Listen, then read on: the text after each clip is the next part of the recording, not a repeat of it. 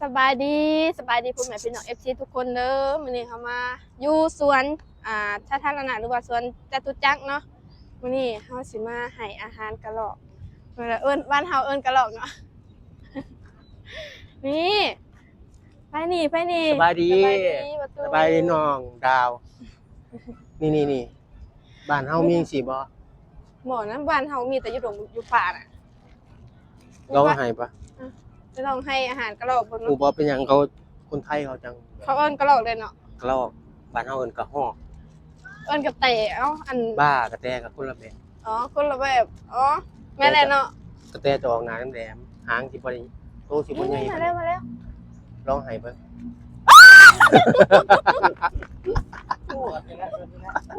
ก็จับจังซี่เอาลองจับเบิ่ง อ๋อมันจับมือค่ะว่า น้องก็คุบเอาแล้วเนาะเนี่ยนี่ เฮ้ยตกใจนี่เล็บน้องจับมือเขาเลยเขาให้อาหาร เรียกเขาคม แม่ ก็ต้องจะให้จังซี่ทีละเม็ดจังซี่น้องเขาก็ อ๋อ สิ ต้องจับแบบนี้ โอ้หลายโตเลย กินคู่กันเลย โอ้โห มาแล้วเอาลองให้เบิ่งใกล้ๆเอาให้ใกล้ๆตัวเนาะนี่ล่ะคือบ้านเฮามีจังซี่บ่ อยู่บ้านเฮานี่จะอยู่ดงอยู่ป่าไม่ได้อยู่แถวนี้คืออยู่อย่างคนมานี่จะบ่เห็นมันแล้ว ย่านคน โอ้เขาจับไปกินน้ำมันก็ยากเลย ใครอยู่ไทยนี่ แต่ว่าหาบ่จะมีอะไรอยู่บ้านเฮา อยู่นี่คือแลนมาหาเลยนี่ลองให้เบิ่งเอา เอาตัวใหญ่ๆนะสิ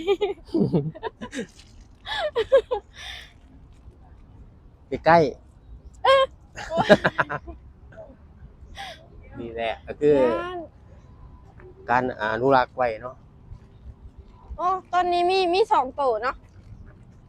ตัวนี้มี2ตัวมันก็มีทั่วไปในสวน ให้ได้แต่อันกระรอกหรือว่านกหรือให้ไปได้ปะ นกให้บ่ได้เพราะว่ามันเป็นพาหะนำเชื้อโรค เออ ลองเบิ่ง มีจับประมาณนี้ ใกล้ อย่าโดด ๆน้องขวาครับเลย ถ้านกนี่เขาบอกให้มันเป็นย้อนอย่างเขาคือบอกให้ มันเป็นพาหะนำเชื้อโรคมันนกเขาสิบินกินไปทั่วทิพย์ทั่วดวง อ๋อตัวกระรอกเชียนถ้ากินอยู่แต่ต้นไม้อย่างเดียว แม่น อ๋อ ปกติของเขาจะกินผลไม้นะแต่ที่นี่ที่สวนนี่บ่มีผลไม้ให้เขากินเขาก็คนเขาก็เลยมาให้ อืม จริงๆเขาก็กิน นี่ลงมาอีกแล้ว ห จะ ญ้ากิน ให้ ผั ทุ ก กวันนี้นะโอ้ยบอยานเลยมันเห่าแล้วตั้งใจทุกหอบเพียนเพิ่นมาจับอันน่ะ นี่ล่ะเนาะถ้าบ้านเขามีอนุรักษ์แบบนี้ไว้เนาะมันก็มีความน่ารักแล้วก็เป็นความดี แม่นเป็นอันธรรมชาติเนาะ ธรรมชาติอุดมสมบูรณ์ อุดม เนาะ สมบูรณ์นี่อันยังก็เมื่อกี้เห็นตัวเงินตัวทองอะแต่ว่ามันลงน้ำแล้ว นั่นก็เขาเป็นสัตว์คุ้มครองได้นั่นจับบ่ได้เด้ เป็น ติดคุก โอ้ยยามันก็บ่จับเลยยานเด้ ว่า บ่จับหรอก นี่ อันนี้ก็ยังยานแล้วไปจับไปเห็นอะไร ถ้าอยากเห็นตัวเงินตัวทองแบบหลายๆก็ต้องไปสวนลุมเป็นซิงเนเจอร์ของสวนลุมเลยเด้ อยู่แถวใด อยู่ที่เฮาเคยไปเด้ ให้จำบ่ได้ไปเท่าเดียวนี้ให้จำได้ รูป จำบ่ ปั้น ได้ น่ะรูปปั้นที่เจ้าว่าสิเอาไปแกงกัน อ๋อ จำได้บ่ จำได้แต่ซื้อส่วนนั่นแหละแต่ว่าจำมันทางไปบ่ได้ เจ้าว่าสิเอาไปแกงกัน อยู่ซีโร่มัน แกงแกงก็ ที่ไหนเอาไปแกงแนวใดแกงแล่ แกงแล่ นแล้วไปแกงแนวใดใส่อีหยัง เสื้อพักมาโบกว่าแซ่บมาแซ่บ เคยกินบ่ ว่า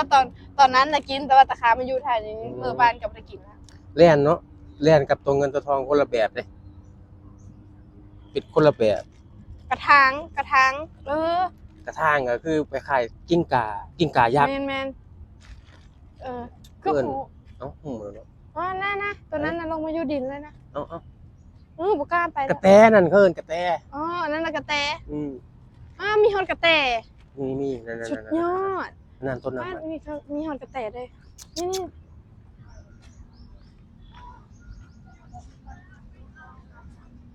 เอาให้เบิ่ง อย่าโดดนะอย่าโดดนะ ตกใจบ่ ยันอันเพิ่นเกาะมืออีก ตรงดาวทำคลิปได้จังมือแล้ว เฮ็ดคลิปได้5 มื้อ นั่นน้องลงมาแล้วคุณ ใช่ แดงกันละ ตัวใหญ่เลย หา มัน มื ก็ อ เห็นหลาย ผ่าน เนาะ แล้วแม่นบ่ มี ผ่าน ทุก แล้ว ต้นเลยฮะ ผ่านแล้วแม่นบ่ ยังผ่าน YouTube ผ่านแล้วบ่ รู้ คนติดตามหลายคนแล้วบ่ รู้ บ่รู้ ปานปลาย โอ้ย นี่ เศร้าเฮ็ดซะ ถ้า ซั่น บ่กล้าให้อ่ะตรงนี้อ่ะเพราะว่า อันนี้ มันพยานโดนใส่มือเฮา สิเป็นหยังนี่ หนูย่านแหมมันบ่กล้ามันกินมันนั่นคูณนี่เนี่ยเจ็บเลย ประกัดเปลือกทั่วทิ่มใส่หัวเฮาพร้อม ให้กินแล้วยังทิ่มใส่เฮาอีก อืมเอ้า บ่นะ ใช่ล่ะ แต่ลองให้อีกบัดสุดท้าย ย่านซะบ่ มันเป็นตาย่านนะตัวนี้ ยายเฮามีบ้านเฮามีแบบอนุรักษ์สัตว์แบบนี้บ่ อยากให้บ้านเฮามีแบบนี้ เพราะ จะ อะไร ได้เห็นแบบว่าคนไปเที่ยวก็จังสิได้เห็น แต่ว่า เพราะนั่นแหละเพราะ อยู่ อะไร ลาวบ่มีนักท่องเที่ยวไปบ่มีเด้อบ่เห็น เพราะอะไรถึงอยากมีแบบ เหมือนนี่ที่ไทยมั่ง เพราะว่าอยู่บ้านเราเขาจะกินใช่ไหม อืม ถ้าเจอเขาคือเขาจะจับไปกิน อืม แต่ที่นี่คือแบบเขาอนุรักษ์ไว้เขาไม่กินกัน ถ้ากินก็คือโดนจับใช่ไหม แม่น ถ้าที่ลาวนี่คือแบบว่า ออกไปหาเลยนะทุกคนออกไปหาที่แบบว่า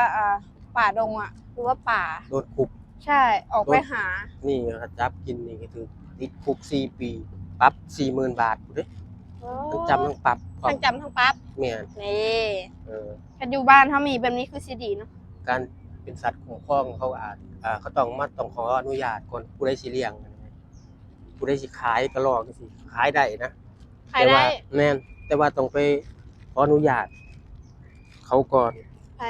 อ๋อ อนุญาต ต้อ นะ งไปขออนุญาตเขาอันเพิ่นให้ซุเพิ่นรับ อืม อนุญาตก็คือมาได้แม่นบ่ แม่นเขาสิออกใบมาให้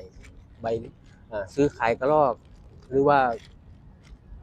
ใบซื้อขายนะเอิ้นว่าใบอนุญาตเนาะ โอ้ยพี่อันอยู่ไทยนะหลายแต่ว่าอยู่บ้านเฮาน่ะบ่มีเพราะว่าอันขนาดอยู่บ้านเฮาน่ะหนูยังสิบ่มีเลยอะหนูก็ หนู ให้หากระรอกแบบนี้เลยหายากบ่มี บ่มีเลยบ่หนู แม่น หนูก็สิ หนู ควัดหูอยู่ตัว หนูหันมีอยู่แต่ว่าเขาใส่กลับเอาเด้ ใส่ มันอ กลั ยู่ บ หูเขาก็ใส่กลับเอา แต่ว่าหนูนี่ อยู่ไทยนี่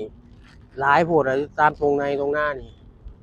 ย่ำนาเขานานี่หลาย แต่ว่าเขาบ่ได้คุ้มครองบ่ได้อนุรักษ์ได้หนูมันแพร่พันธุ์ง่ายเขาก็ได้แบบ เป็นการคนชอบกินก็มีเนาะหนู โอ้ยคืออยู่บ้านเฮานี้ คืออยู่บ้านเฮานี้ เขาเอาไปกินหมาเลยได้ บ่ หนูกระแตอันหรือว่าเห็นหรือว่า ถ้าเห็นก็คือเอาไปกินหมาเลย เห็นคืออย่างเห็นอีเห็นบ่ เห็นก็คือ คล้ายๆแมวน่ะบ่ แม่น อืม ๆคล้ายๆนั่นแหละเนาะแม่นบ่ แสดงว่าคู่มือนี่หายากกันมันบ่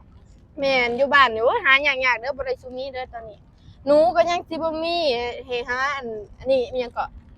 กระหอก กระหอกบ่มี อืม หายากออกไปถ้าอยากได้อีหลีก็คือแบบว่าออกไป ในป่าในดง ในป่าในดงคือมีแต่ว่าบ่หลายมีอ่ะโอ้ยเป็นมือพุ่นว่าจักสิได้ตัวหนึงค่ะบ่แม่นสิได้เห็นแบบนี้